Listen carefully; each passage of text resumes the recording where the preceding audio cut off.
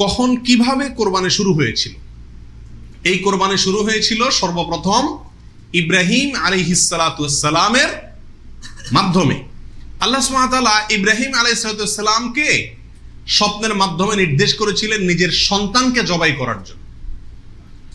আর সন্তান জবাই করা, এই কঠিন নির্দেশটি আল্লাহ সুবহানাহু ওয়া তাআলা করেছেন ইব্রাহিম আলাইহিসসালামকে। তাকে আল্লাহ তাআলা যত কঠিন পরীক্ষা করেছিলেন, এত কঠিন পরীক্ষা তার আগে আর কোনো নবীর প্রতি আল্লাহর পক্ষ থেকে ছিল না। জীবনের পদে পদে পরীক্ষা।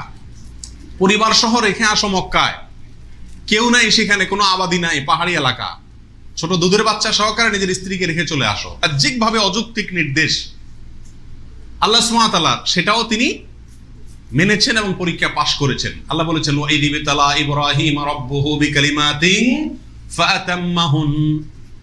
প্রতিটা পরীক্ষা তিনি কি করেছেন? পাশ করেছেন।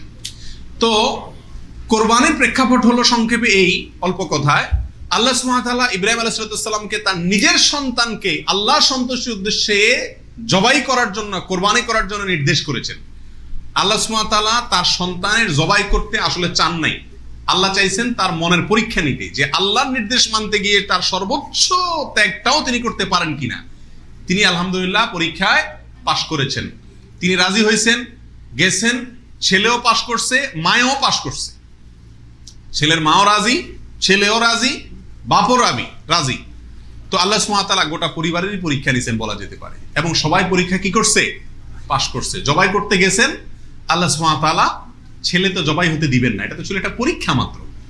আল্লাহ সুবহানাহু ওয়া তাআলা সেখানে অন্য একটা পশু, দুম্বা বা এই জাতীয় কোনো পশু আল্লাহ সুবহানাহু ওয়া তাআলা দিয়ে দিলেন। অন্য একটা পশু ওই ছেলের জায়গায় আল্লাহ তাআলা দিয়ে দিলেন। ছুরি উনি চালালেন, এরপরে দেখলেন যে ছেলে দাঁড়ায় আছে, পশু জবাই হয়েছে। এ হলো কোরবানির সূচনা, প্রথম পশু কোরবানি। আজকে আমরা যে কোরবানি করছি এর সূচনা ছিল এভাবে। কার মাধ্যমে? ইব্রাহিম আলাইহিসসালামের মাধ্যমে। সেই কোরবানি আমাদেরকে কি শিক্ষা দেয় ভাই? সেই কোরবানি আমাদেরকে শিক্ষা দেয়, আল্লাহ সুবহানাহু ওয়া তাআলা যখন কোনো কাজের জন্য নির্দেশ করবেন, আল্লাহর গোলাম হিসাবে, আল্লাহর নুন খাই সেই হিসাবে নিঃশ্বাস গ্রহণ করছি, ছাড়ছি, প্রতি মুহূর্তে মুহূর্তে আল্লাহর নিয়ামতের সাগরে হাবুডুবু খাচ্ছি। আল্লাহই সৃষ্টি করেছেন, তার হাতেই জীবন মরণ সবকিছু। অতএব তার কোনো নির্দেশ, তার কোনো নিষেধ থাকলে সেটাকে মানতে গিয়ে পৃথিবীর যেই কোনো ধরনের ত্যাগের প্রয়োজন হয় সেটা করতে হবে। নিজের সন্তানকে জবাই করার মতো কঠিন নির্দেশও পালন করতে ইব্রাহিম আলাইহিস সালাম দ্বিধা করেন নাই। আল্লাহ সুবহানাহু ওয়া তাআলা কি করছেন? তাকে এর মাধ্যমে তিনি পাশ করেছেন এবং আল্লাহ সুবহানাহু ওয়া তাআলা তার মর্যাদা সমুন্নত করেছেন। এ হলো কোরবানির মূল শিক্ষা। আল্লাহর নির্দেশ, সেটা যত কষ্টই হোক মানতে, সেটা মানার জন্য সব ধরনের ত্যাগ করতে প্রস্তুত থাকা, এটা হলো কি ভাই? কোরবানির শিক্ষা। আর ওখান থেকেই কোরবানিটা শুরু হয়েছে। এরপরে আল্লাহ সুবহানাহু ওয়া তাআলা সেটাকে পৃথিবীর মানুষের জন্য ওই স্মৃতিকে, ওই আদর্শকে রেখে দিয়েছেন। এখন আমরা পশু কোরবানি করছি, কিন্তু এটার শুরুতে কিন্তু পশু কোরবানি ছিল না। মূলত এটা শুরুতে ছিল নিজের সকল কামনা, বাসনা, ভালোবাসা সবকিছুকে আল্লাহর নির্দেশের সামনে কি করে দেওয়া? কোরবানি করে দেওয়া। এই হলো এই কোরবানির গোড়ার ইতিহাস। এখন কোরবানির খোলসটা আছে, ভেতরেরটা আর নাই। এখন শুধু পশুই কোরবানি করি আমরা। নিজের ভেতরকার পশুত্ব, আমিত্ব, মনের খাহেশ, প্রবৃত্তি, এটাকে আর কি করি না? জবাই করি না। আল্লাহ তাআলা আমাদের সবাইকে কোরবানির আসল যে ইতিহাস সেটা থেকে শিক্ষা গ্রহণ করে এমন ভাবে কোরবানি করার তৌফিক দান করুন, যেই কোরবানির প্রকৃত অর্থেই কোরবানি হয়, যেই কোরবানি আমাদের জান্নাতে যাওয়ার কারণ হয়, মাধ্যম হয়, সেইভাবে কোরবানি করার এবং কোরবানির সেই ইতিহাস থেকে আল্লাহ তাআলা আমাদেরকে শিক্ষা গ্রহণ করার তৌফিক দান করুন। প্রিয় ভাইয়েরা, 3 নম্বর প্রশ্ন হলো, কোরবানি কি জরুরি কোনো বিধান নাকি ঐচ্ছিক?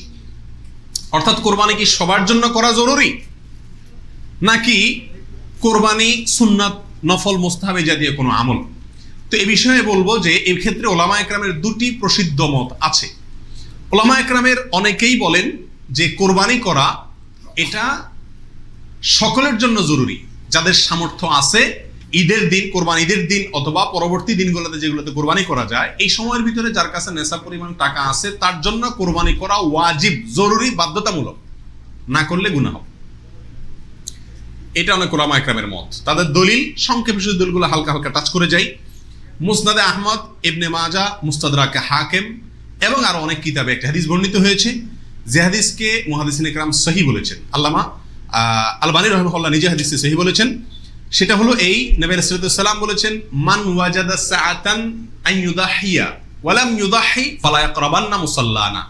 অর্থাৎ যে ব্যক্তি কোরবানি করার সামর্থ্য তার আছে, সক্ষমতা আছে, সচ্ছলতা আছে, সেই ব্যক্তি যদি কোরবানি না করে, সে যেন আমাদের ঈদগাহে ঈদের নামাজ পড়তে না আসে। কোরবানি করার ইচ্ছা না রাখলে সে যেন ঈদের নামাজ পড়তে না আসে। এটা কিন্তু একটা সতর্কবাণী। শরীয়তে এই ধরনের নির্দেশ সুন্নত নফলের ক্ষেত্রে করা হয় না, ফরজ ওয়াজিবের ক্ষেত্রেই সাধারণত করা হয়। এটা হলো অন্য যুক্তি। দ্বিতীয় দলিল হলো, এটাও মুস্তাদে আহমদে আসছে এবং হাফেজ ইবনে হাজার আল আসকালানী রাহিমাহুল্লাহ বিশ্ববিখ্যাত হাদিস ব্যাখ্যাতা, তিনি বলেছেন যে হাদিসটি বিশুদ্ধ। নবী আলাইহিস সালাম বলেছেন, ইয়া আইয়ুহান নাস, হে লোক সকল, ইন্না আলা কুল্লি আহলি বাইতিন উদহাইয়াতুন ওয়া আতিরাতুন, নিশ্চয়ই প্রত্যেক পরিবারের লোকের উপরে, প্রত্যেক পরিবারের উপরে একটি করে কোরবানি এবং আতিরা, এটা ওয়াজিব। আতিরা হলো রজব মাসে যে পশুটি জবাই করা হয়, সেটা একসময় ওয়াজিব ছিল, পরে এটা রহিত হয়ে গেছে। তো এখানে নবী আলাইহিস সালামের ভাষা হলো ইন্না আলা কুল্লি আহলি বাইতিন, প্রত্যেক পরিবারের উপরে কোরবানি করা জরুরি। জরুরি, আলা এই শব্দটি জরুরি অর্থ বোঝানোর জন্যই আসে। এটিও বিশুদ্ধ হাদিস। তাহলে আরো অনেকগুলো হাদিস আছে এই জাতীয়, যে হাদিসগুলোর আলোকে ওলামা ইকরামের একটা অংশ বলেন যে এই কোরবানি ওয়াজিব। ইমাম আজম আবু হানিফা রাহিমাহুল্লাহর মত এটা।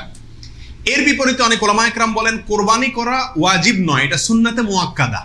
সুন্নাতে মুআক্কাদা মানে কি? সুন্নাত কিন্তু খুবই গুরুত্বপূর্ণ সুন্নাত, বিনা কারণে এটা ছাড়া মাকরুহ, অপছন্দনীয়, ভালো কাজ নয়। সুন্নাতে মুআক্কাদা এবং ওয়াজিবের সাথে খুব বেশি তারতম্য নাই, কাছাকাছি গুরুত্বের বিচারে প্রায়।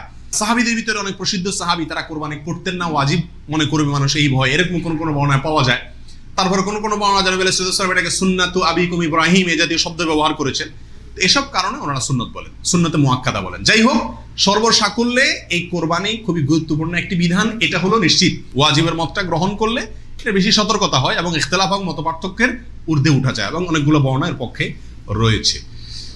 4 নম্বর প্রশ্ন হলো, কোরবানি কয়টা করতে হয়? এই প্রশ্নটা আজকাল এই জন্য করতে হচ্ছে যে এখন আমরা সমাজে কোরবানির সংখ্যা বাড়ানোর জন্য এক ধরনের প্রতিযোগিতা খেয়াল করতেছি।